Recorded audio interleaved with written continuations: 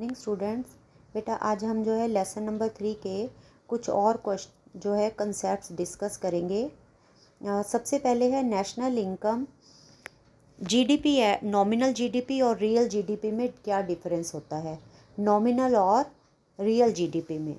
तो जो nominal GDP होती है उसमें क्या करते हैं हम, जो जीडीपी को लेते हैं value of final goods and services, उसको हम करंट ईयर की प्राइस से मल्टीप्लाई करते हैं। जब हम पी इंटू क्यू लेते हैं, हम कैसे निकालते हैं, हम पी को क्यू से मल्टीप्लाई करते हैं। तो पी जो हमने, ये मेन मैटर कर रहा है कि हम ये पी कौन सा ले रहे हैं। यदि तो करंट ईयर वाला पी ले रहे हैं तो उसको बोलते हैं जीडीपी एट करंट प्राइजेस, और यदि हम जो है बेस ईयर का प्राइस ले रहे हैं तो उसे हम बोलते हैं GDP at constant price. GDP at current prices is the total money value of final goods and services produce within the domestic territory of a country during a year measured at price prevailing in that year. तो main बात किस पे आ गया, prevailing in that particular year. और next हम क्या करते हैं, GDP at constant prices is measured total value of final goods and services produced in the domestic territory of a country during a counting year और measured at a base year price. तो यहाँ पर हमने किस बात को लिया, base year price, और इसमें क्या लिया, प्रिवेलिंग प्राइस, जो प्राइस चल रही है। यदि हम जीडीपी करंट प्राइजेस पर निकालते हैं, जो प्राइजेस चल रही हैं, तो उसे हम नॉमिनल जीडीपी कहते हैं, और यदि हम बेस ईयर से प्राइस से मल्टीप्लाई करते हैं तो वो रियल जीडीपी होती है। और नॉमिनल जीडीपी जो है वो हमारी प्राइजेस में चेंज को शो करती है, और जो हमारी रियल जीडीपी है वो हमारी खाली फिज़िकल आउटपुट को शो करती है। और जो हमारी रियल जीडीपी है वो ट्रू इंडिकेटर है और ग्रोथ ऑफ द इकॉनमी, और जो हमारा नॉमिनल जो है वो ट्रू इंडिकेटर नहीं है। तो it can not be used for comparing GDP और डिफरेंट ईयर्स। और हम जो है, जो यदि बेस ईयर वाली है उसको हम कंपेयर कर सकते हैं डिफरेंट ईयर्स की जीडीपी को। सेकंड है जीडीपी डिफ्लेटर क्या होता है, व्हाट इज़ जीडीपी डिफ्लेटर। ये सारे इंपॉर्टेंट कंसेप्ट हैं, इसको आपने बड़े ध्यान से देखना है। GDP deflator is estimated tool use to measure the average change in the prices level of all goods and services that make up GDP. तो GDP deflator nominal GDP into real GDP into 100। तो GDP deflator का formula है nominal GDP upon real GDP into 100।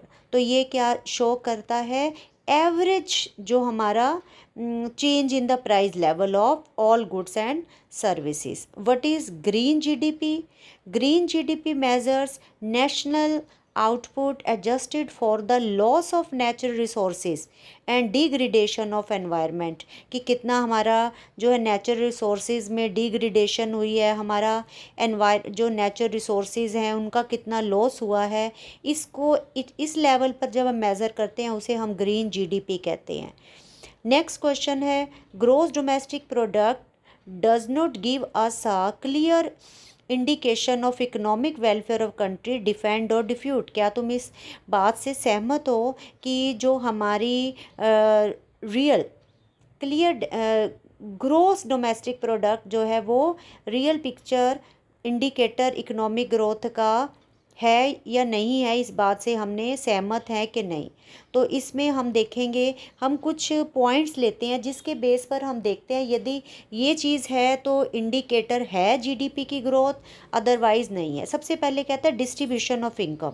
यदि GDP बढ़ रही है और country के अंदर डिस्ट्रीब्यूशन ऑफ इनकम इक्वल नहीं है, अमीर गरीब का डिफरेंस है, तो ये वेलफेयर का इंडिकेटर नहीं है। और यदि डिस्ट्रीब्यूशन ऑफ इनकम इक्वल है तो हमारा जो है ये रियल जीडीपी हमारा जो है वो वेलफेयर को शो करता है, जीडीपी का बढ़ना। नॉन मॉनेटरी ट्रांजैक्शंस, तो इकॉनमी में कई नॉन मॉनेटरी ट्रांजैक्शंस होते हैं जिसको हम पैसे में मेज़र नहीं करते। जैसे बार्टर सिस्टम होता है, जैसे गांव में होता है, चीज़ों के बदले में चीज़ें हम एक्सचेंज करते हैं, बट उसको हम नेशनल इनकम में नहीं लेते, बट हमारा वेलफेयर हो रहा होता है। नेक्स्ट है एक्सटर्निटीज़ होती हैं बाहर के प्रभाव। कुछ एक्सटर्निटी पॉजिटिव होती है, कुछ नेगेटिव। कि पॉजिटिव क्या होती है कि मान लो हमने कोई गार्डन बनाया, हर्बल गार्डन, तो लोगों को, आसपास के लोगों को ऑक्सीजन मिली, तो वो पॉजिटिव एक्सटर्निटीज़ हैं। और यदि हमने मान लो फैक्ट्री लगाई, उसका जो है स्मोक से आसपास के लोग हैं उनकी हेल्थ ख़राब हुई है, डॉक्टर को पे करना पड़ रहा है, तो वो हमारी जो है वेलफेयर का इंडिकेटर नहीं है। What is net factor income from abroad, what are its components. तो net factor income from abroad हमने क्या कहा, it is the difference between the income receive from abroad by the normal resident of a country for rendering factor services and income paid to the factor services rendered by non resident within the domestic territory of a country. कि जो एक देश के लोग बाहर से earn करते हैं नॉर्मल रेजिडेंट, और बाहर के लोग जो हमारे देश से अर्न करते हैं, उसका डिफरेंस होता है NFIA, net factor income from abroad. अब net factor income from abroad के कंपोनेंट्स कौन से हैं? पहला कंपोनेंट है नेट कंपनसेशन ऑफ एम्प्लॉयज़, कि जो है फिज़िकल मेंटल वर्क करके जो एक देश के लोग बाहर से कमा रहे हैं और वेजिस के रूप में ले लें हम, और बाहर के लोग हमारे यहाँ से कमा रहे हैं, उसका डिफरेंस होता है net compensation of employees. Net income from property and entrepreneurship, कि हम बाहर कोई इन्वेस्टमेंट कर रहे हैं, बाहर के लोग यहाँ पर कर रहे हैं, इंटरेस्ट पे हो रहा है, रेंट है, प्रॉफिट है, तो एक देश के लोग जो बाहर से कमाते हैं माइनस जो बाहर के यहाँ से कमाते हैं, उसका डिफरेंस होता है नेट। नेट का मतलब होता है difference. Income from property and entrepreneurship. Next है net retained earning of resident companies, means हमारे देश की कंपनीज जो है बाहर से कुछ अर्न कर रही हैं अनडिस्ट्रीब्यूटेड प्रॉफिट, और बाहर की कंट्री के लोग हमारे यहाँ से कर रहे हैं, तो उसका डिफरेंस होता है net retained earning of resident companies. तो ये कुछ आपके क्वेश्चंस थे जिसे आपने जो है थॉरली करना है। ये इम्पोर्टेंट क्वेश्चंस होते हैं और फेयर नोटबुक में इन्हें नोट करना है। तो आपका जो है ये थर्ड चैप्टर के कुछ कंसेप्ट क्लियर हुए हैं। बाकी मैंने फार्मूले की आपको बताए थे इससे पहले वाले लेक्चर में, तो आपने इसको बड़े ध्यान से कंप्लीट करना है। नेक्स्ट लेक्चर में हम जो है इसके ऑब्जेक्टिव टाइप क्वेश्चन डिस्कस करेंगे।